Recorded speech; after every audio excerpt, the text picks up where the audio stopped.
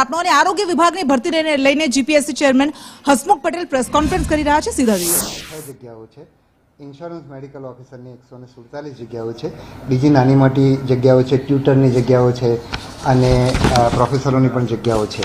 એટલે જે આરોગ્યનું શિક્ષણ અને આરોગ્યની સેવાઓ જેને વિપરીત અસર ના થાય એ માટે થઈને આયોગે એને પ્રાથમિકતા આપી છે અને આવનારા સમયની અંદર એની પરીક્ષાઓ ઝડપથી થાય એ માટેનો પ્રયાસ કરીશું. હું મીડિયાના માધ્યમથી લોકોને વિનંતી કરવા માગું છું કે આયોગે ભૂતકાળમાં પણ આ જગ્યાઓ ભરવા માટે પ્રયત્ન કર્યો છે, પણ પૂરતા ઉમેદવારો મળતા ન હોવાના કારણે ઘણીવાર આ જગ્યાઓ ભરી શકાય નથી.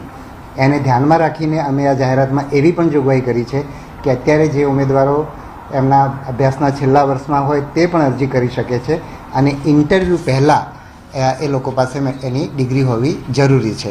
આમાં જે મેડિકલ ઓફિસરની જગ્યાઓ છે એ જગ્યાઓની અંદર MBBSની ડિગ્રી આવશ્યક છે અને અન્ય જગ્યાઓની અંદર જે સિનિયરની જગ્યાઓ છે એમાં MD MSની આવશ્યકતા છે.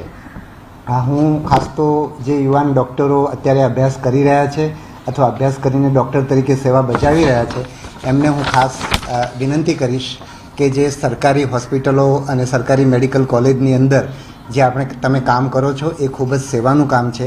આપણે અમદાવાદ સિવિલ હોસ્પિટલ કે બીજી કોઈ પણ હોસ્પિટલોમાં જઈએ અને એમાં OPDમાં જોઈએ તો એક ડૉક્ટરની સામે 25-50 દર્દીઓ ઊભા હોય, તો એટલા દર્દીઓની સામે જ્યારે આટલી મોટી ભીડ હોય ત્યારે એક ડૉક્ટરને સ્ટ્રેસ થાય એ આપણે સમજી શકીએ એમ છીએ.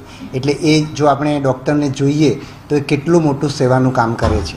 એટલે જે લોકો આ ક્ષેત્રમાં ભણી રહ્યા છે અથવા એમનું ભણવાનું પૂરું કર્યું છે એમને હું ખાસ વિનંતી કરીશ કે આપણા ગામડાના જે ગરીબ ગામડા અને શહેરો વિસ્તારના જે ગરીબ લોકો છે જેમને ખાનગી હોસ્પિટલો પરવડતી નથી એવા લોકોને સેવા આપવા માટે તમારા જિંદગીના કેટલાક વર્ષો અચૂક આપો, ઓછામાં ઓછા કેટલાક વર્ષો અચૂક આપો.